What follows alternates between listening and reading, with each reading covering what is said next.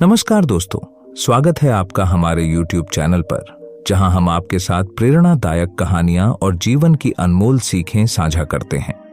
आज की हमारी कहानी उन सभी के लिए है जो कभी न कभी अपने जीवन में कठिन समय का सामना कर चुके हैं और जो इस समय कठिनाई से गुजर रहे हैं। यह कहानी है महान संत गौतम बुद्ध की, जिन्होंने अपने जीवन के अनुभवों से हमें सिखाया कि बुरे समय से कैसे निपटा जाए और कैसे खुद को फिर से संभाला जाए। आइए शुरू करते हैं एक छोटी सी लेकिन गहरी सीख देने वाली गौतम बुद्ध की कहानी, जो आपके बुरे समय में आपका मार्गदर्शन करेगी। कहानी की शुरुआत एक छोटे से गांव से होती है, जहां गौतम बुद्ध अपने शिष्यों के साथ यात्रा कर रहे थे।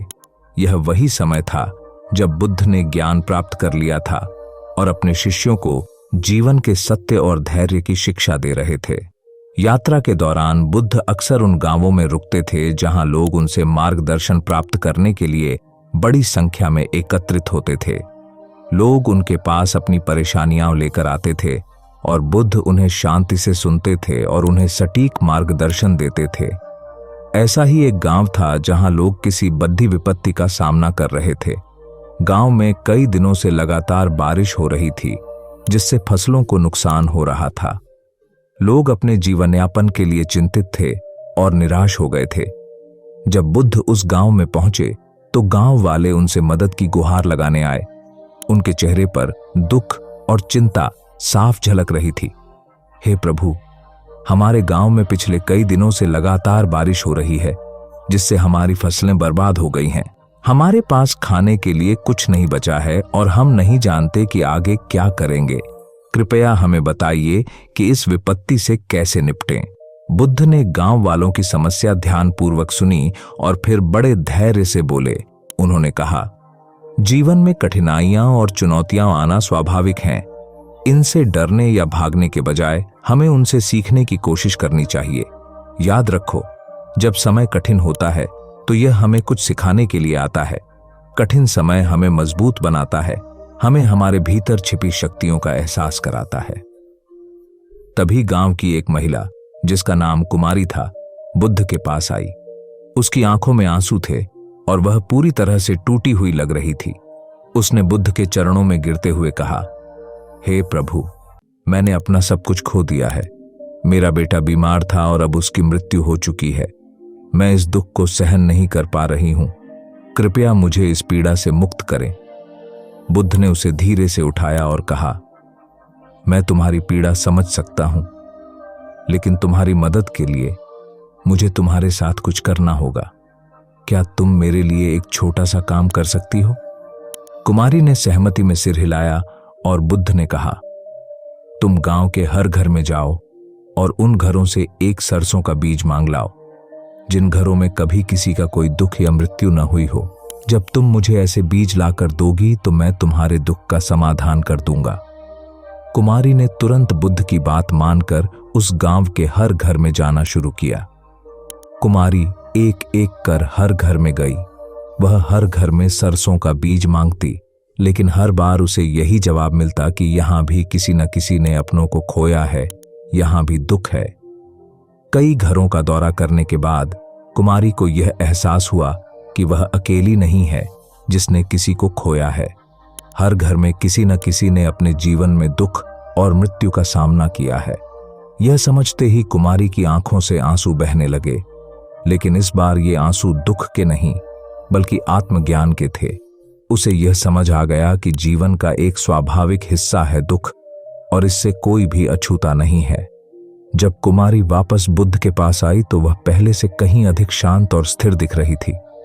उसने बुद्ध से कहा, हे प्रभु, मुझे सरसों का बीज तो नहीं मिला, लेकिन मुझे यह समझ में आ गया कि जीवन में दुख एक सामान्य प्रक्रिया है और हमें इसे स्वीकार करना सीखना चाहिए। बुद्ध मुस्कुराए और बोले, यही जीवन का सत्य है। हम दुख से भाग नहीं सकते, लेकिन हम यह तय कर सकते हैं कि हम उस दुख का सामना कैसे करेंगे। जब हम समझते हैं कि दुख एक अस्थायी अनुभव है, तो हम उसमें से सीख सकते हैं और आगे बढ़ सकते हैं।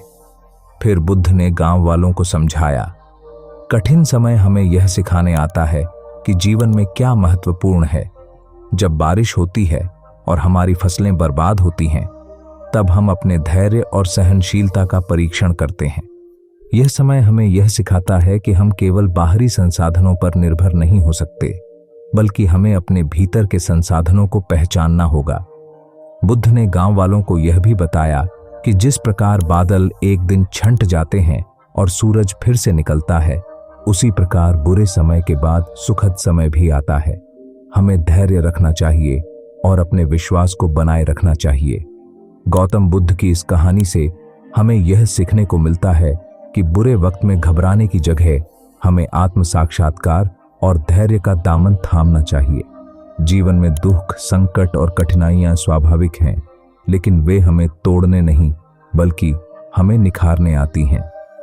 जिस प्रकार अंधेरे के बाद सुबह होती है, उसी प्रकार बुरे समय के बाद अच्छा समय भी आता है। हमें बस धैर्य और विश्वास बनाए रखना होता है। दोस्तों, ये कहानी सिर्फ एक पुरानी घटना नहीं है, बल्कि यह हमारे जीवन के हर कठिन पल में हमें प्रेरणा देने वाली एक अमूल्य सीख है। जब भी आपको लगे कि आपका समय कठिन है, तो याद रखिए कि यह समय भी गुजर जाएगा और आपके भीतर छिपी शक्तियां ही आपकी सबसे बड़ी मददगार बनेंगी। दोस्तों, इस प्रेरणादायक कहानी से आपको क्या सीखने को मिला? कृपया कमेंट में अपने विचार साझा करें। अगर आपको यह वीडियो पसंद आया हो तो इसे लाइक करें, अपने दोस्तों के साथ शेयर करें और चैनल को सब्सक्राइब करना न भूलें, ताकि हम आपको और भी प्रेरणादायक कहानियां और सीखें प्रदान कर सकें। धन्यवाद। गौतम बुद्ध की यह कहानी हमें सिखाती है कि बुरे वक्त में हमें हिम्मत और धैर्य से काम लेना चाहिए। जीवन के कठिन समय हमें मजबूत बनाते हैं और हमें हमारे भीतर की अनमोल शक्तियों का एहसास कराते हैं। जब हम समझ जाते हैं कि हर संकट अस्थायी होता है, तो हम उस कठिन समय से सीखते हैं और अपने जीवन को नए तरीके से जीते हैं। दोस्तों, आज हम एक महत्वपूर्ण विषय पर चर्चा करेंगे। इस मुश्किल समय में सही निर्णय लेना। जीवन में ऐसे क्षण आते हैं जब हमें कठिन निर्णय लेने पड़ते हैं। आज की कहानी एक ऐसे व्यक्ति की है जिसने इन कठिनाइयों का सामना किया और सही रास्ता चुना। तो चलिए हम शुरू करते हैं। यह कहानी है एक शांत और हरे भरे जंगल की, जहां की हरियाली इतनी घनी थी कि सूरज की रोशनी भी मुश्किल से जमीन तक पहुंच पाती थी। उस जंगल के बीचों बीच एक छोटी सी झोपड़ी थी, जिसमें एक साधु रहा करते थे। उस साधु का नाम था महात्मा ज्ञानी। वह एक बहुत ही ज्ञानी, शांत और परोपकारी व्यक्ति थे। उनके पास कोई भौतिक सुख सुविधाएं नहीं थीं, लेकिन उनके पास जो था वह अमूल्य था, जीवन का ज्ञान। जंगल के पास के गांव में कई गरीब बच्चे रहते थे। उनका जीवन कठिनाइयों से भरा हुआ था। भूख, गरीबी और शिक्षा की कमी। उनके पास साधनों की कमी थी, लेकिन उनके दिल में कुछ सीखने की गहरी लालसा थी। उन बच्चों को महात्मा ज्ञानी ने अपने शिष्य बना लिया था। हर दिन वे बच्चे जंगल में उस साधु के पास जाते और जीवन की कठिन सच्चाइयों को सरल भाषा में सीखते। एक दिन महात्मा ज्ञानी ने बच्चों को बुलाया और उन्हें एक महत्वपूर्ण पाठ सिखाने का निर्णय लिया। उस दिन जंगल का माहौल शांत था। पंछियों की मधुर ध्वनि और हवा की सरसराहट के बीच साधु ने सभी बच्चों को अपने चारों ओर बैठने के लिए कहा। आज का दिन विशेष है, महात्मा ज्ञानी ने मुस्कुराते हुए कहा। आज हम सीखेंगे कि मुश्किल समय में सही निर्णय कैसे लिया जाए। बच्चों ने ध्यान से साधु की ओर देखा। वे समझ गए थे कि आज का पाठ उनके जीवन के लिए महत्वपूर्ण होने वाला है। महात्मा ने एक गहरी सांस ली और कहानी शुरू की।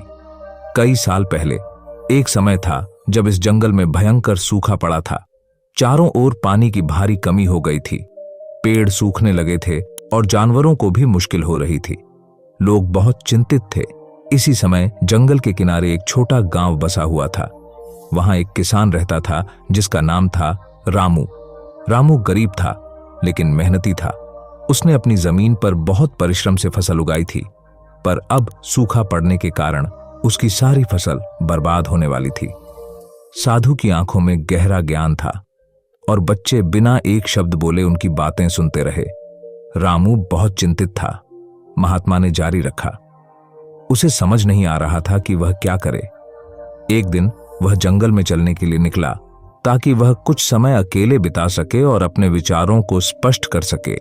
चलते चलते वह इस जंगल के अंदर पहुंचा जहां वह एक प्राचीन वृक्ष के नीचे बैठ गया। वहां बैठे बैठे उसकी आंखों से आंसू बहने लगे। वह नहीं जानता था कि कैसे इस संकट से निकला जाए। तभी वहां एक बुजुर्ग साधु आया। वह साधु बहुत ही ज्ञानी था और उसने रामू की स्थिति को समझ लिया। साधु ने कहानी के बीच रुककर बच्चों की ओर देखा। उनकी आंखों में गहरी एकाग्रता थी। उन्होंने फिर से कहानी को आगे बढ़ाया। बुजुर्ग साधु ने रामू से पूछा, तुम क्यों दुखी हो वत्स? रामू ने अपनी समस्या बताई। वह बोला, साधु महाराज, मेरे खेत में पानी नहीं है, मेरी फसल सूख रही है और मेरे पास कोई उपाय नहीं है। मेरे पास अब दो ही विकल्प हैं, या तो मैं गांव छोड़ दूं और किसी अन्य जगह जाकर काम करूं, या फिर यहां रहकर भूख से मर जाऊं। साधु ने मुस्कुराते हुए रामू से कहा, तुम्हारे पास हमेशा दो विकल्प नहीं होते। जब मुश्किल समय आता है तो हमें नए विकल्पों की तलाश करनी होती है, और कभी कभी वही विकल्प होते हैं जिन्हें हम देख नहीं पाते। रामू ने ध्यान से साधु की बात सुनी। साधु ने उसे एक कहानी सुनाई। कई साल पहले इस जंगल के पास एक और गांव था। उस गांव में भी सूखा पड़ा था। उस समय गांव के लोग बहुत घबराए हुए थे, लेकिन उनमें से एक व्यक्ति जिसका नाम था सुरेश, उसने हार नहीं मानी। उसने गांव के बाकी लोगों को इकट्ठा किया और एक योजना बनाई। उन्होंने पास के पहाड़ से एक छोटी नहर खोदने का निर्णय लिया, जिससे पानी गांव तक आ सके। साधु ने रामू की आंखों में देखा और कहा, वह नहर खुदने में समय लगा, लेकिन धीरे धीरे पानी गांव में आने लगा। लोगों की मेहनत रंग लाई और फसलें फिर से हरी भरी हो गईं। आज उस गांव के लोग उस कठिन समय को याद करते हैं, लेकिन गर्व से, क्योंकि उन्होंने हार नहीं मानी। रामू ने साधु की बातों से प्रेरणा ली। उसे समझ में आ गया कि मुश्किल समय में भागने या हार मानने का विकल्प नहीं है। समस्या से निपटने के लिए नए रास्ते ढूंढने पड़ते हैं। उसने तय किया कि वह गांव छोड़ने के बजाय अपने गांव के लोगों को इकट्ठा करेगा और पानी का नया स्रोत ढूंढेगा।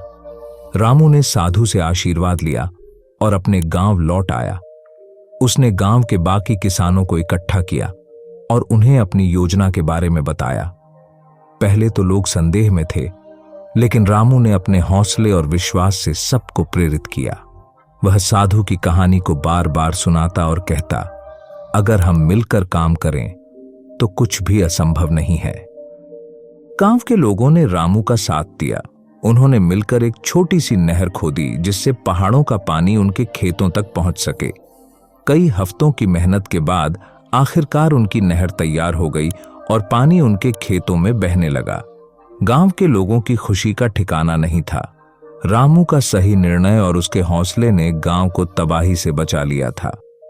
रामू ने उस साधु का धन्यवाद किया जिसने उसे सही रास्ता दिखाया था, और इसी तरह मुश्किल समय में सही निर्णय लेकर रामू ने अपने गांव को बचाया और अपने आप को एक सच्चा नेता साबित किया। महात्मा ज्ञानी ने कहानी समाप्त की और बच्चों की ओर देखा।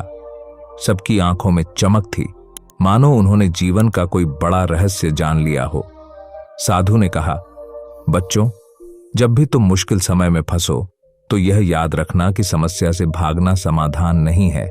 अगर हम ठंडे दिमाग से सोचें और नए विकल्पों की तलाश करें तो हम हर कठिनाई का सामना कर सकते हैं।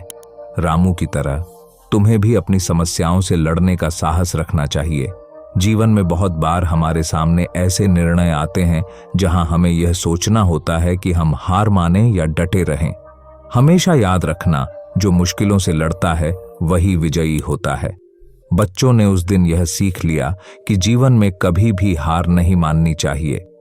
मुश्किल समय में सही निर्णय लेने के लिए संयम, धैर्य और सूझबूझ जरूरी होती है। अगर आपको यह कहानी पसंद आई हो और इससे प्रेरणा मिली हो तो इसे लाइक करें और अपने दोस्तों के साथ शेयर करें। ऐसी ही और प्रेरणादायक कहानियों के लिए हमारे चैनल को सब्सक्राइब करना न भूलें। याद रखें, जीवन में हर चुनौती हमें एक नया सबक सिखाती है। अगली बार फिर मिलेंगे एक और प्रेरणादायक कहानी के साथ। धन्यवाद।